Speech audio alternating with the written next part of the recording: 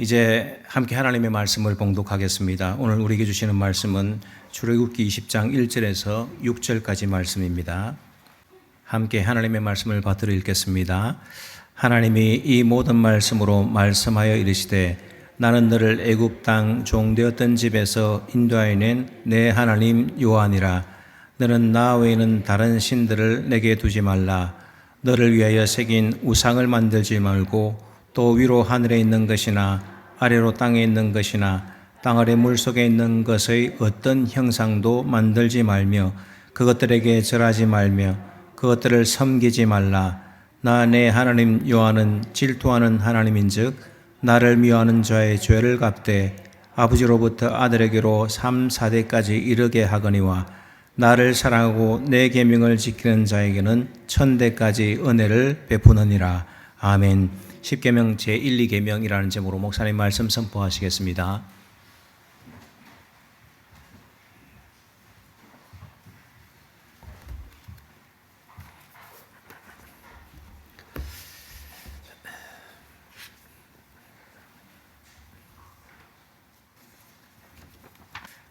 출애굽기 19장에서 24장에 하나님과 이스라엘이 시내산에서 언약을 맺습니다. 그리고 오늘 살피게 될 20장은 그 언약의 근간이라 할 수 있는 10계명 내용이 나옵니다. 오늘부터 한 5주 동안 이 10계명을 살펴보도록 하겠습니다.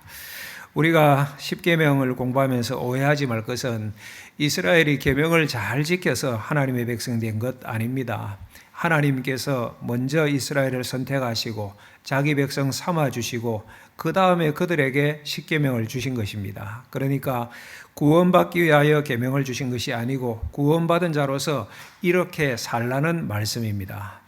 여러분, 온전히 순종할 수 없을 이스라엘에게 하나님께서 10계명을 주신 이유가 뭘까 생각해 보면 여러 이유가 있을 텐데 두 가지만 말씀드리면 첫째는 거울의 역할일 것입니다. 10계명에 비추어서 나의 죄악됨을 깨닫고 알라는 것이죠. 두 번째는 지도의 역할이 될 수 있습니다. 계명을 통하여서 하나님의 뜻을 알고 또 내가 어떤 길을 걸어가야 될지 어디를 향하여야 될지 알 수 있게 되는 것입니다. 이스라엘은 하나님의 백성입니다. 우리가 지난주에 살폈지만은 하나님의 소유, 제사장 나라, 거룩한 백성, 하나님의 백성 아닙니까? 그러니까 하나님께 주신 이 계명에 순종함으로 하나님 백성의 정체성을 지켜가야 하였던 것입니다. 우리 1절 말씀을 볼까요? 1절, 2절. 하나님이 이 모든 말씀으로 말씀하여 이르시되 나는 너를 애굽 땅 종되었던 집에서 인도하여 낸 내 하나님 여호와니라. 하나님 어떤 분이십니까? 하나님께서 이 모든 말씀으로 말씀하여 이르시되, 따라합시다. 말씀하시는 하나님.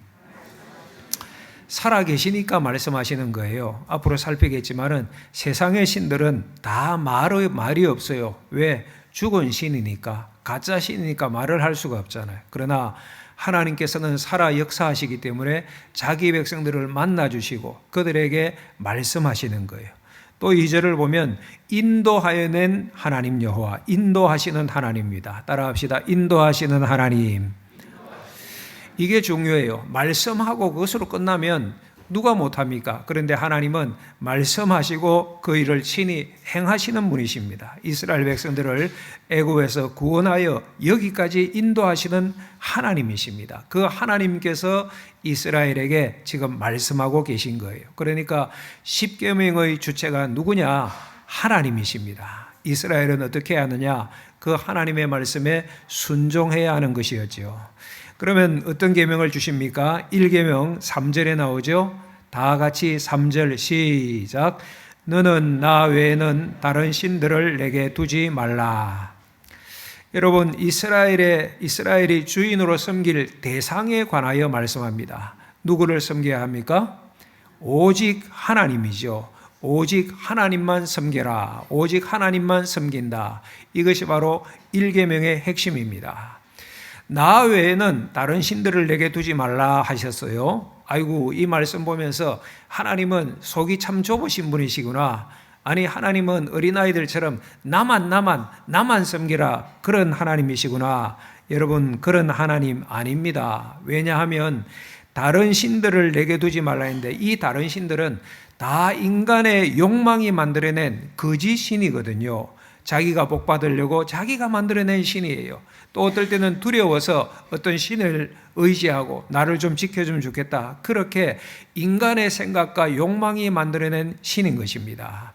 출애굽기에 말씀을 주셨던 이 당시 애굽은 많은 신들을 섬겼다고 말씀드렸습니다.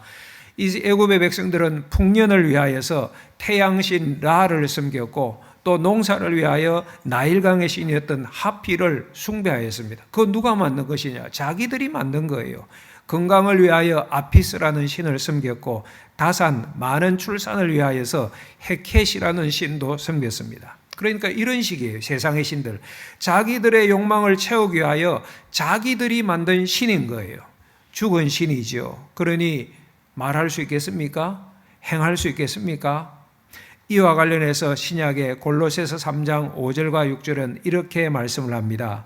그러므로 땅에 있는 지체를 죽이라. 곧 음란과 부정과 사욕과 악한 정욕이니 탐심은 우상 숭배니라. 이것들로 말미암아 하나님의 진노가 임하느니라.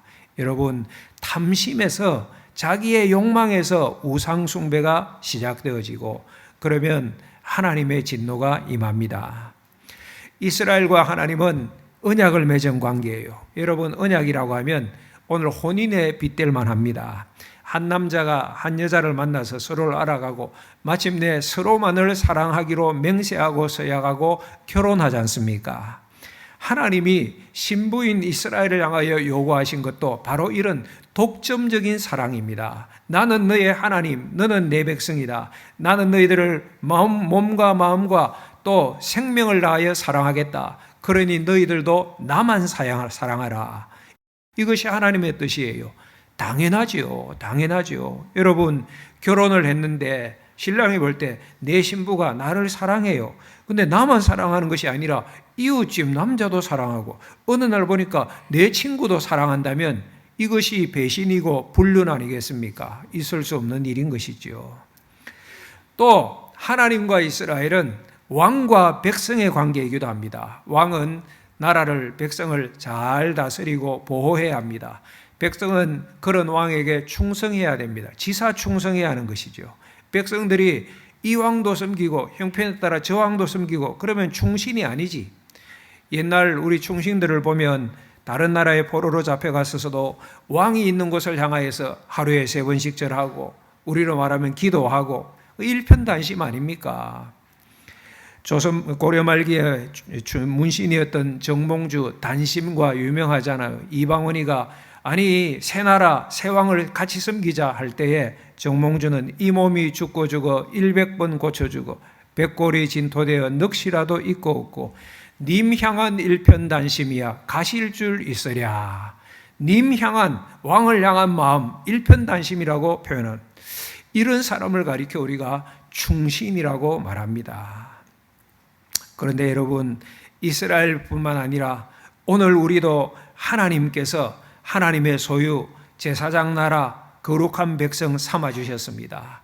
우리를 하나님 백성 삼기 위하여 하나님은 당신의 아들 예수 그리스도를 인간의 모습으로 이 보잘것없는 세상에 보내셨고 예수님께서는 우리의 죄를 대신 지시고 십자가에 죽으시고 3일 만에 부활하셨습니다. 그러므로 우리를 구원하셨고 구원하셨을 뿐만 아니라 이 구원을 완성시키기 위하여 하루하루 이스라엘처럼 때로는 불기둥으로 구름기둥으로 하나님의 그 품 안에 안아주셔서 여기까지 세밀하게 인도하신 거예요.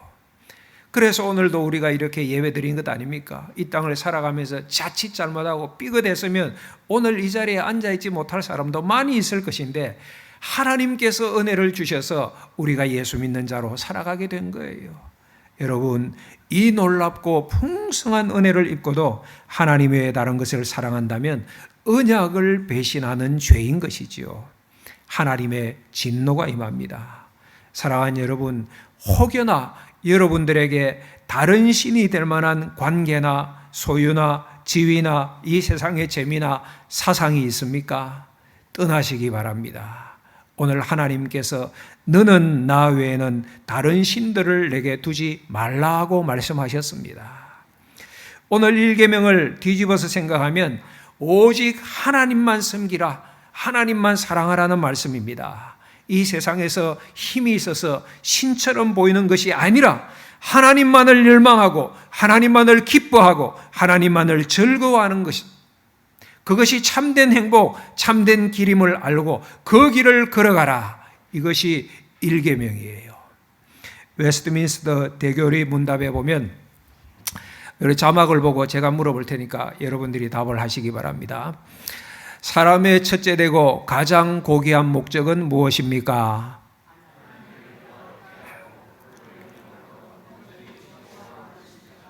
아멘입니까? 근데 좀 약해요. 이게 가장 중요한 지금 일계명을 하고 있는 우리의 신앙 고백인데 제가 다시 한번 물을 테니까 답하시기 바랍니다. 사람의 첫째 되고 가장 고귀한 목적은 무엇입니까? 하나님을 영화롭게 하고 그분을 영원토록 온전히 즐거워하는 것입니다. 아멘. 이것이 우리가 고백하는 신앙의 첫 1번이에요. 1번. 이렇게 사시는 주의 종들이 되시기를 축복합니다. 다니엘이 당대 최강 바벨론 제국의 왕의 권세보다 하나님만을 섬기기로 뜻을 정하고 그렇게 살았습니다. 아니 슬쩍 좀 둘 다 섬겨도 되잖아요. 하나님도 섬기고 또 형편에 따라 바벨론 왕도 존중하고 섬겨나가고, 그런데 그렇게 하지 않고 하나님만 섬기겠다 뜻을 정한 사람이 다니엘이었습니다. 다니엘의 세 친구였던 사드랑, 메삭, 아베노고도 그러했죠. 느부갓네살 왕이 두라 평지에 신상을 세우고 모든 신하들과 백성들에게 절하할 때 우리는 하지 않고 우리는 하나님만 섬기겠습니다. 하나님께서 우리를 보호하시고 구원하실 것입니다. 만약에 그리하지 아니하실지라도 우리는 하나님만 섬기겠습니다. 다니엘의 세 친구가 이렇게 일편단심 신앙, 하나님만 섬기는 신앙을 고백하고 살았잖아요. 사랑하는 여러분, 광복 80주년을 맞이하는데 일제시대 때 우리 국민들이 얼마나 많은 어려움을 당하였습니까? 우리 성도들, 신앙의 선조들은 특별히 신사참배, 우상숭배 때문에 영적인 고난 많이 당하였죠. 그때 일제 신사참배 강요할 때 타협하고 무릎 꿇었던 사람들도 많이 있지만은 끝까지 하나님만 섬기로 작정하신 분들이 계십니다. 그래서 우상 앞에 절하지 않겠다, 일계명을 거역하지 않겠다 작정하고 그 일 때문에 감옥에 들어가고 순교하신 분들이 많아요. 그 믿음의 신앙의 유산을 물려받아서 세워진 교회가 우리 고신교회들 아닙니까? 귀한 일이죠. 오직 하나님만 섬기는 주의 종들이 되시기를 축복합니다. 이 계명은 4절 5절에 나오는데 같이 읽겠습니다.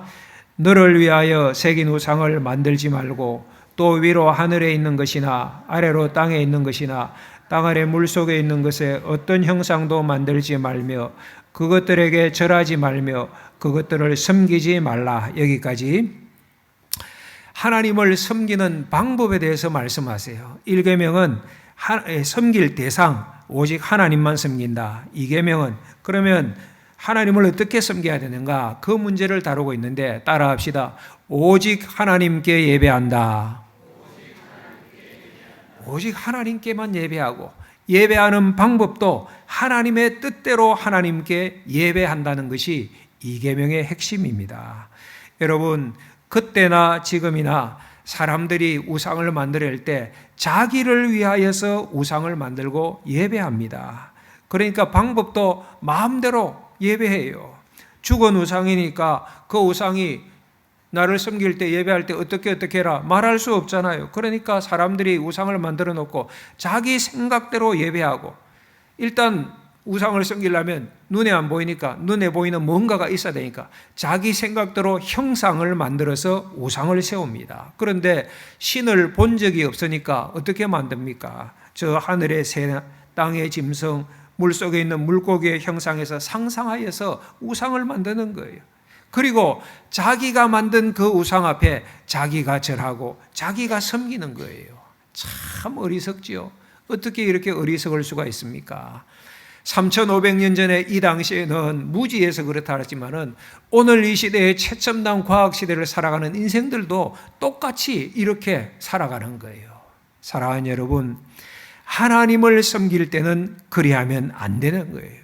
4절에 너희를 위하여 새긴 우상을 만들지 말고, 5절 그것들에게 절하지 말며 그것들을 섬기지 말라 하나님께서 명하셨습니다. 왜?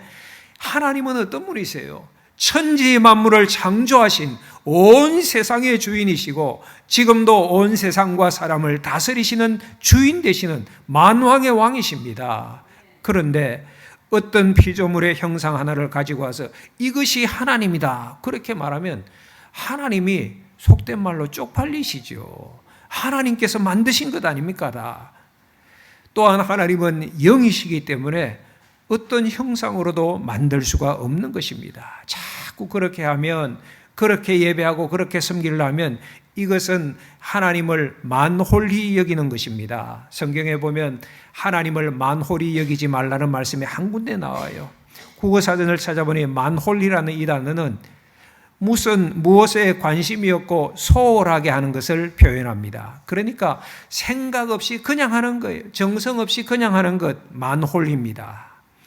그런데도 형상을 만들려고 한다면 이것은 하나님을 위해서가 아니라 누구를 위해서? 자기를 위해서 우상을 만들고 형상을 만드는 거예요. 아니 오늘 우리가 하나님을 섬기는데 어떻게 하나님 형상 만든 일이 있습니까? 그런 일이 어디 있어요? 성경에 그런 일이 있었습니다. 출애굽기 32장에 보면 모세가 시내산에 올라가 하나님께 십계명 돌판을 받고 있을 그때에 바로 그때에 산 아래에서 백성들은 금송아지를 만들었습니다. 그리고 말하기를 이것이 우리를 애굽에서 인도하여 낸 신이다 하며 제사 드리고 먹고 마시고 그 앞에서 뛰놀았습니다. 모세가 안 보이니까 백성들이 불안했는지 자기 눈에 보이는 하나님을 만든 거예요. 자기들을 위한 자기들의 신을 만든 것입니다. 하나님께서 크게 진노하셔서 그 사건 때 이스라엘이 3,000명가량 죽었습니다. 사랑하는 여러분, 오직 하나님께 예배하고 예배의 방법도 하나님이 정하신 대로 해야 합니다. 하나님은 출애굽기 20장에 십계명을 주셨어요. 그 이후의 말씀 보면 성막에 관하여 말씀하시고 그리고 성막에서 제사를 주관할 제사장에 관하여서 상세하게 말씀하십니다. 그리고 출애굽기 뒤 이어서 레위기에는 제사법이 나옵니다. 그러니까 하나님께서는 우리에게 이스라엘에게 예배의 방법을 세밀하게 말씀하셨어요. 신약으로 오면 예수님께서도 바른 예배를 가르치셨습니다. 요한복음 4장 23절과 24절에 예수님이 이렇게 말씀하십니다. 아버지께 참되게 예배하는 자들은 영과 진리로 예배할 때가 오나니 곧 이때라. 아버지께서는 자기에게 이렇게 예배하는 자들을 찾으시느니라. 하나님은 영이시니 예배하는 자가 영과 진리로 예배할지니라. 아멘. 사랑하는 여러분, 어떻게 예배하러 갑니까?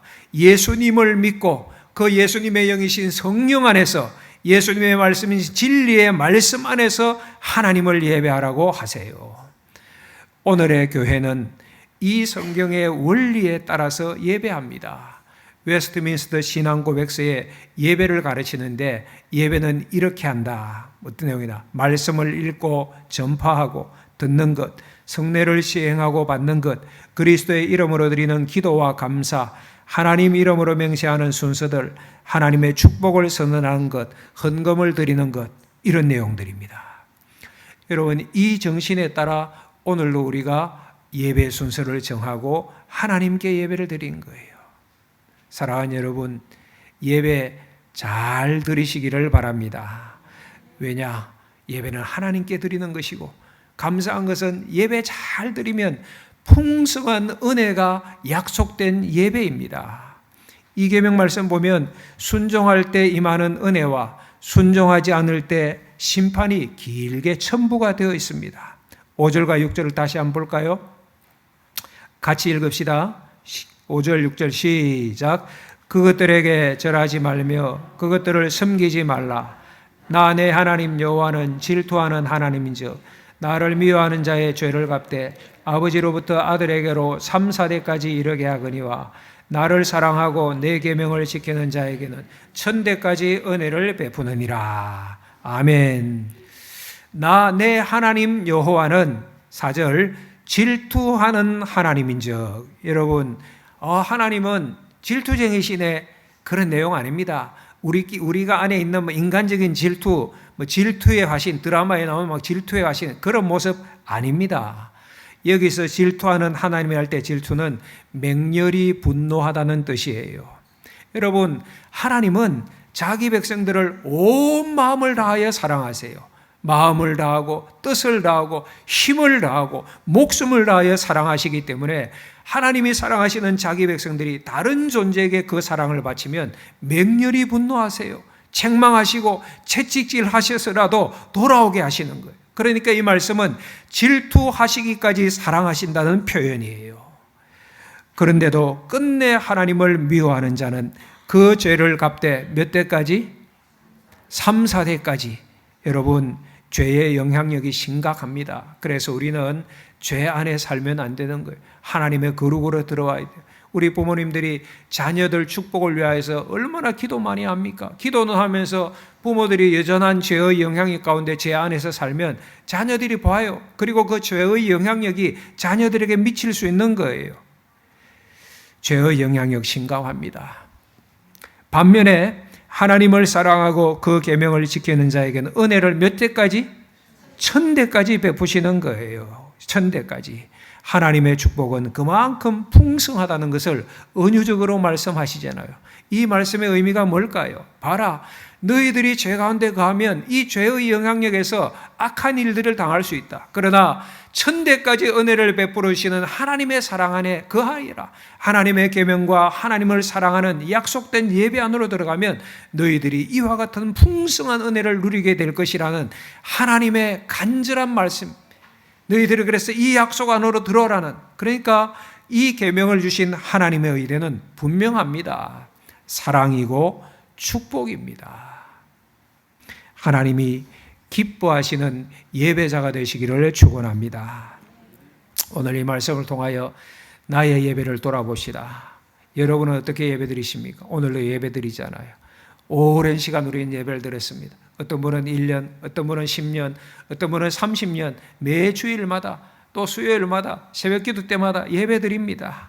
그런데 어느 순간부터 내가 예배드리는데 내 생각대로 내 욕심대로 예배하지는 않았는지 돌아보십시다. 사랑하는 여러분, 꼭 기억하십시오. 예배의 주도권은, 예배의 영광은 오직 하나님께 있는 것입니다. 우리가 예배를 드릴 때 종종 아멘 하잖아요. 말씀을 듣다가 아멘 하기도 하고, 찬양을 듣고 아멘 하기도 하고, 또 예배 마치고 참 오늘 예배가 은혜스러웠다, 그렇게 말씀하시는 분들이 계십니다. 감사한 일이죠. 하나님께서 우리에게 은혜 주셨으니까.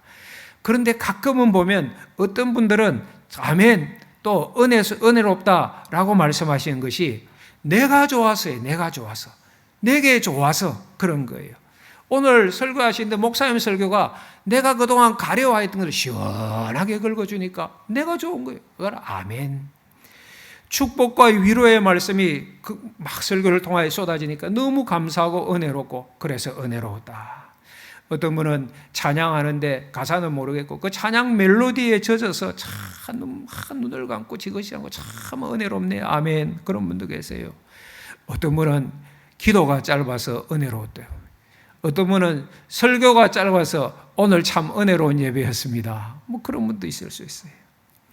그러니까 은혜 받았다, 아멘, 내 감동, 내 기쁨인 것이지요. 사랑하는 여러분, 나를 위한 예배입니까? 하나님이 받으실 영광을 위한 예배입니까? 우리는 오직 하나님께 예배드려야 됩니다. 그렇다면 예배 순서가 새롭지 않아도, 늘 드리는 예배 같아도, 지루하고 딱딱한 것 같아도 하나님께 집중하여서 우리는 예배드려야 됩니다. 집중. 내 아이의 사생활이라는 그 프로그램에 보면 태하라는 조그만 아이가, 어린 아이가 등장하는데, 아이가 참 귀엽고 38개월밖에 안 됐는데 언어 천재, 말을 얼마나 잘해요. 어른보다 더 언어 구사가 뛰어난 거예요. 어느 날은 얘기를 하는데 자기 말을 안 듣는 것 같으니까 사람들 향해서, 엄마를 향해서 집중 이렇게 하더라고요. 또 어느 날은 엄마한테, 엄마 나 좀 존중해 주세요. 지금 3살 4살 아이가 이렇게 얘기를 하는 거예요. 그런데 제가 그 얘기를 들으면서 생각해 봤어요. 그렇네, 집중하는 것이 존중하는 것이구나. 여러분, 우리가 어떤 사람을 존중하면 그 사람 말에 집중합니다. 그 사람 행위에 집중할 것입니다. 어린아이 태아도 나 좀 존중해 주세요. 집중, 존중 그렇게 얘기하는데, 하물며 거룩하신 하나님 앞에 예배드리는데 우리가 집중하고 존중해야 하지 않겠습니까? 예배 때 하나님이 만홀히 여김을 받지 않도록 하십시오. 그냥 생각 없이 그냥 하는 것 안 됩니다. 예배 때 혹 내 마음에 안 드는 사람이 순서를 맡을 수 있어요. 기도자가 내 마음에 들지 않는 사람 오늘 기도 안 해. 오늘 은혜 안 되겠다. 그러시면 안 돼요. 설교자가 내 마음에 안 드는 분이 오늘 설교 안 해. 찬양대원 가운데 나하고 좀 별로 관계가 안 좋은 분이 찬양 안 해. 아이고 오늘 뭐 은혜가 안 되겠네. 그럼에도 불구하고 예배에 집중해야 됩니다. 왜? 예배는 하나님이 받으시고 예배의 주인은 하나님이시기 때문에 그렇습니다. 예배의 순서를 맡은 사람도 그냥 하면 안 돼요. 뭐 기도를 맡으실 수도 있고 설교할 수도 있고 찬양할 수도 있고 그냥 하면 안 돼요. 두렵고 떨리는 마음으로, 기대하는 마음으로 겸손하게 철저하게 준비하고 하나님께 예배드려야 됩니다. 혹 순서를 맡은 분이 순서를 진행하는데 내 마음에 안 드는 교인이 그날 그 예배에 있을 수 있어요. 그럼에도 불구하고 하나님께 집중하십시오. 목사도 그럴 수 있어요. 전 목사도 그럴 때가 가끔 있어요. 가끔 보면 이렇게 설교했는데, 이렇게 오랫동안 내 설교를 들었는데 변하지 않는 것 같은 교인들을 보면 낭망의 마음이 들 때가 있어요. 여전히 예배를 드리지만 어찌 저럴까? 여전히 예배 시간은 졸고 다른 짓 하고 집중하지도 않고, 내가 이렇게 오랫동안 설교했는데 더 이상 설교 안 들 무슨 소용이 있을까? 목사들이 가끔씩 고민하는 문제들이기도 합니다. 그럼에도 불구하고 우리 교회에도 신실하게 예배드리는 성도들이 많거든요. 하나님이 기뻐하실 거예요. 또 목사들도 그분들을 보면서 힘을 얻죠. 그런데 어느 순간부터 제 생각이 달라졌어요. 예배 잘 드리는 그분 때문에 제가 정신 차려서 하나님께 집중하는 것이 아니라 원래 예배는 하나님께 드리는 것이잖아요. 단 한 사람이 없다 할지라도 나라도 하나님께 집중하여서 하나님 바라보고 하나님께 예배해야지. 그러면서 마음을 다잡고 하나님께 또 예배하고 오늘도 서서 하나님의 말씀을 선포할 수 있는 것이에요. 그러니 여러분, 예배 드릴 때 내 상황이 안 좋다, 오늘 내 컨디션이 안 좋아, 영적으로 다운되어 있어도 예배의 주인은 하나님이기 때문에 하나님을 소망하고 하나님께 집중해야 하는 것입니다. 그것이 예배예요. 마음을 다지면서 저를 한번 따라 하십시다. 집중, 존중, 집중은 존중이다. 일부 예배 때보다 열심히 안 하시는 것 같아요. 마지막만 한 번 더 해봅시다. 집중은 존중이다. 하나님을 존중하십니까? 예배에 집중하셔야 돼요. 집중하는 분이 하나님을 존중하는 거예요. 중요한 원리를 말씀드리는 것입니다. 오늘 1계명, 2계명 말씀드렸습니다. 어떤 성도들 가운데, 아니 많은 성도들이 다른 계명은 몰라도 1계명은 2계명은 내가 잘 지키고 있다고 생각하는 교인이 많습니다. 왜? 하나님을 믿으니까. 나는 하나님을 믿으니까. 그리고 나는 바위나 나무나 금에 새긴 우상 앞에 절한 적이 없으니까 1계명, 2계명은 잘 지키고 있다라고 생각할 수 있습니다. 예, 좋습니다. 여러분의 신앙을 잘 지키고 오신 것 감사한 일입니다. 그런데 한 가지 더 생각해야 돼요. 내가 바위 앞에 또는 어떤 우상 앞에 절한 적은 없지만은, 새긴 우상 앞에 절한 적은 없지만은 내 마음에 새긴 우상은 없는지 오늘 이 계명 앞에서 살펴보셔야 됩니다. 내 마음에 새긴 우상, 대표적인 것이 돈이죠. 오늘 세상 사람들은 대부분 돈이라는 우상을 섬깁니다. 그게 열심입니다. 예수 믿으면서도 그럴 수 있어요. 교회 나오고 예수 예배 드리면서도 생각은 말하는 것은 늘 돈으로 계산하고, 학교를 왜 지나가느냐, 돈이 될 학교에 지나가고, 직장을 선택하는 것도 얼마나 월급을 많이 줄 것이냐, 심지어 결혼할 때도 저 가문과 결혼하면 얼마나 내가 부와 출세, 명예를 얻을 수 있을까, 이런 조건 따지면서 결혼하고, 그러면 돈이 마음에 새긴 우상인 것이죠. 하나님께 드릴 헌금도 최대한 절약합니다.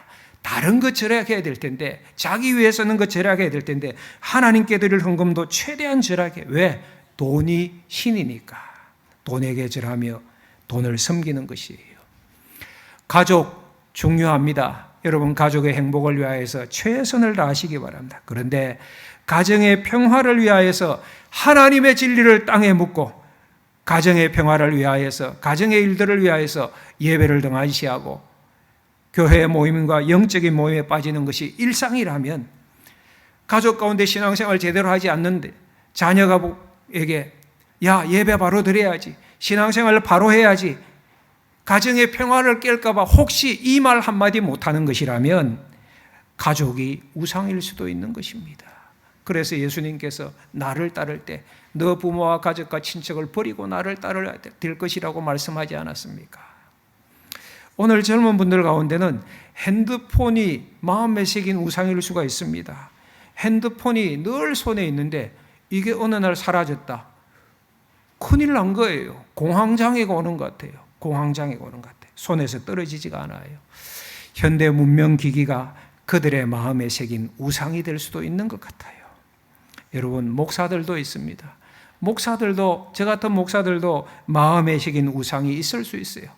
큰 목회, 큰 목사, 큰 교회. 여러분 이런 욕심에서 힘 빼는 것이 목사들에게도 쉽지가 않아요. 자기 자신이 신인 사람도 있습니다. 내 마음에 새긴 신이 누구냐? 나 자신인 사람이 생각보다 많이 있습니다. 자기 생각을 절대화합니다. 틀린 것이 없어요.